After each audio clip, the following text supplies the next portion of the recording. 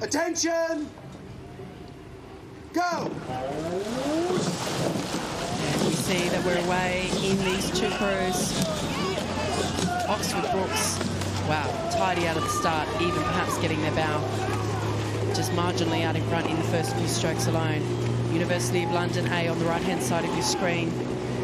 As you say, going out aggressively. They're going to take it to this Oxford Brookes crew early in the race. See if they can shake them up a little bit. We see the Cox there from Oxford Brookes. Gavin McWilliams, his back just towards us. Going to look over. But wow, what a lead in a very short number of strokes, Tom. Yeah, I know Gavin well. He used to Cox at Bedford Modern School, the local school to where I grew up. And he's a very calm, composed Cox. He doesn't ask too much in a vociferous tone to his crew. He just instructs them through his knowledge and through his poise how to row a good race, and you can see that's working to perfection here with Brookes. They're already out to a length which is just remarkable considering they're only at the end of the island. And I think UL, if I was sat in that seat, sat in any one of those 8 seats, I'd be pretty worried at this stage.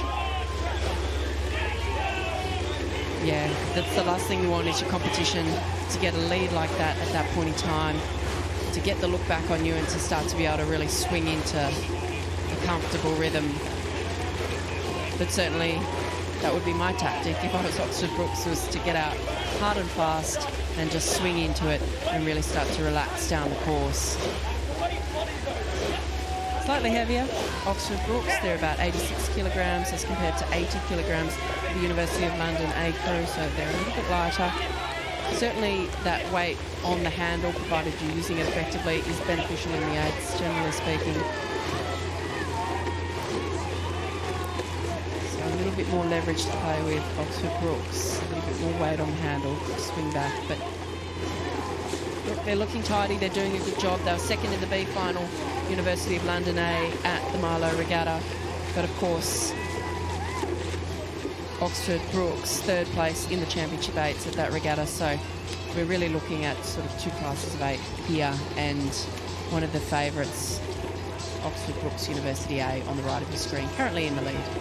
Yeah, they were some way ahead of UL at Marlow a couple of weekends ago, and you know when you've got a really, really strong 8 that's going to be in contention for Sunday silverware. When you look at the crew they're beating comfortably at this stage, it has to be said, and you think, wow, that's actually a really good 8-2. And that stands true for UL, who are actually rowing really, really well. Looking like they know this course, like they know what they're supposed to do. They're executing it, probably the race that they want to execute, but simply they don't have the horsepower. They don't have the fitness, the ferocious program that Henry Bailhat's Webb at Brookes has built in. You know, they're a feeder club now for the GB team, Brookes. That's how far they've come.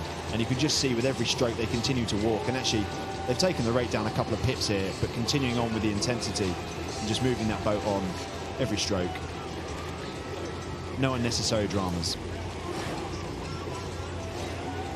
Yeah, that's right. And I've seen great footage of Oxford Brookes in training, as I mentioned last night when we were commentating on, can't even recall which, it might have been their C crew, but to have the depth that they have and to demonstrate that this crew features athletes split from both of Brookes' gold and silver medalist crews from the British University Championship in the Championship 8 event. So this is a combination of 2 crews that took gold and silver, which is extremely impressive. And certainly, you know, as I said, being from Sydney University, this is the kind of program that we look to with our high performance rowing program to really try and aspire to be. Incredible depth, both men and women in the big boats. Yeah, I think you're right. They're certainly the envy of European rowing programs. Of course, America, it's very much a different ball game. The collegiate program over there is remarkable. But I mean, I'd love to see some of the top Brookes 8s face up against the top US 8s, the likes of Washington, Yale, Princeton, Harvard. And perhaps if Yale are bringing some 8s over next year, we might finally get to see that. But at the moment, this is all about Brookes, just completely dominating their round of the Temple Challenge Cup. And you can see the faces there of UL. There's a lot of pain, a lot of frustration, but there's nothing they can do. But simply, they've rowed a good race, they've executed everything as they would have hoped, but simply come up against a better crew on the day. Well, let's throw down the challenge, Tom. Let's throw out the gauntlet to Yale to come over here. Firstly, to have a strong season next season, but then to come over here and see if they can stick it to Oxford Brookes University A, because at the moment They look very calm. They're in the lead. Got the rate down, 2.5 lengths over University of London A. So as you say, I'd love to see a really hotly contested Temple event.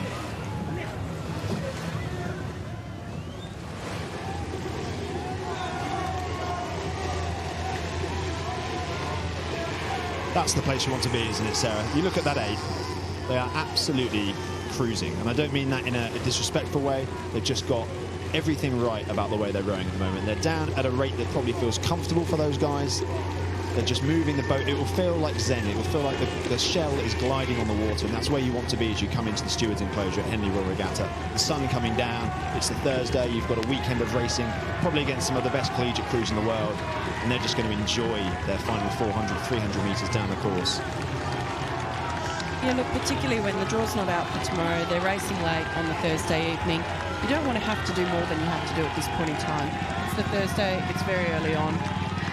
Friday, obviously, things will step up a notch, and then we go into Saturday and Sunday, where I think the real challenges start to happen. So it's going to be a very exciting few days ahead, and I look forward to seeing who Oxford Brookes gets matched up against in the next round.